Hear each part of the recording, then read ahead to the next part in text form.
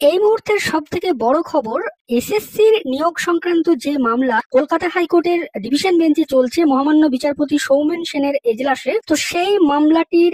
নিষ্পত্তি হয়েছে এবং সেই মামলার অর্ডার হয়েছে। বিভিন্ন সংবাদ মাধ্যম থেকে যে খবরটি প্রচারিত হচ্ছে যে সেইখানে মহামান্য সিঙ্গেল বেঞ্চের বিচারপতি সৌগত ভট্টাচার্য স্যার যে অর্ডারটি দিয়েছিলেন এসএসসির মামলায়, নতুন যে বিজ্ঞপ্তিকে চ্যালেঞ্জ করে বা যে টেন্টেড প্রার্থীরা বসতে পারবে না এই বিষয় সংক্রান্ত, এবং সেখানে যে মহামান্য বিচারপতি যে অর্ডারটি দিয়েছিলেন যে টেন্টেড প্রার্থীরা পরীক্ষায় বসতে পারবেন না, তো সেই অর্ডারের ক্ষেত্রে মহামান্য ডিভিশন বেঞ্চের বিচারপতিরা কিন্তু নিয়োগ প্রক্রিয়া থেকে বাদ দিলেন টেন্টেড প্রার্থীদের। অর্থাৎ এসএসসির যে বিজ্ঞপ্তি নিয়ে যে সিঙ্গেল বেঞ্চের যে নির্দেশ,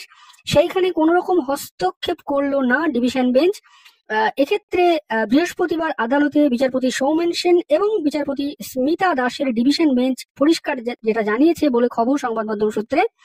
যে টেন্টেড প্রার্থীরা কিন্তু এই যে 2025 সালের নিয়োগ প্রক্রিয়ায় সেখানে তারা অংশগ্রহণ করতে পারবেন না। এই বিষয়ে মহামান্য বিচারপতি সৌগত ভট্টাচার্যের সিঙ্গেল বেঞ্চের যে রায়, সেখানে কোনো রকম হস্তক্ষেপ করা যাবে না এবং রাজ্য বা এসএসসির যে অ্যাপিল মামলা, সেই মামলাটিকে খারিজ করেছেন মহামান্য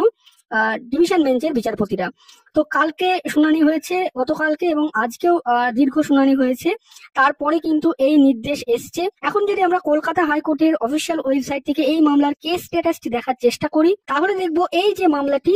যার মামলা নম্বর হচ্ছে ম্যাট 1018/2025, এই যে the state of West Bengal versus Sanjay Kumar Dalui and others, এই যে মামলাটি, সেই মামলায় দেখুন এখানে কেস ডিসপোজড দেখাচ্ছে এবং নেচার অফ ডিসপোজাল দেখাচ্ছে ডিসমিসড, মানে মামলাটি খারিজ করেছেন মহামান্য বিচারপতিরা। অর্থাৎ মামলা খারিজ করা মানে ডিভিশন বেঞ্চ সিঙ্গেল বেঞ্চের রায়ের উপরেই সিল মোহর দিল। অর্থাৎ সিঙ্গেল বেঞ্চের যে রায়টা ছিল যে টেন্টেড প্রার্থীরা নতুন নিয়োগে অংশগ্রহণ করতে পারবেন না, সেই রায়টাকে কিন্তু বহাল রাখলেন মহামান্য ডিভিশন বেঞ্চের বিচারপতি। এবং রাজ্যের এবং এসএসসির যে অ্যাপিল মামলা, মানে অ্যাপিল কোর্টে তারা যে চ্যালেঞ্জ করেছিলেন মামলাটি সিঙ্গেল বেঞ্চের রায়কে, সেই মামলাটিকে খারিজ করলেন মহামান্য বিচারপতিরা। এবং মহামান্য বিচারপতিরা এক্ষেত্রে এসএসসি এবং রাজ্যের আইনজীবীরা যে যুক্তি দেখাচ্ছিলেন যে টেন্টেড প্রার্থীরা পরীক্ষায় কেন বসতে পারবে, সেক্ষেত্রে তারা যে মৌলিক অধিকার বা একজন ব্যক্তিকে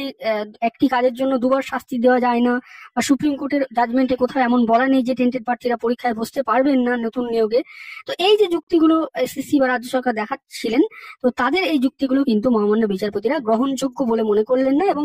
মহামান্য সিঙ্গেল বেঞ্চের বিচারপতি যে রায়টি দিলেন সেটাকেই তারা বহাল রেখেছেন। এবার এই নিয়ে ডিটেলস যে রায়টা, যে অ্যাকচুয়ালি মহামান্য ডিভিশন বেঞ্চের বিচারপতি কি জাজমেন্টে বা রায়ে তিনি লিখলেন, কোন কোন পয়েন্টে তিনি লিখলেন রায়গুলোকে, সেটা ডিটেলসটা যখন অর্ডার আসবে তখন আমরা আপনাদের সাথে ভিডিও করে শেয়ার করব। আজকের আপডেট এতটুকু।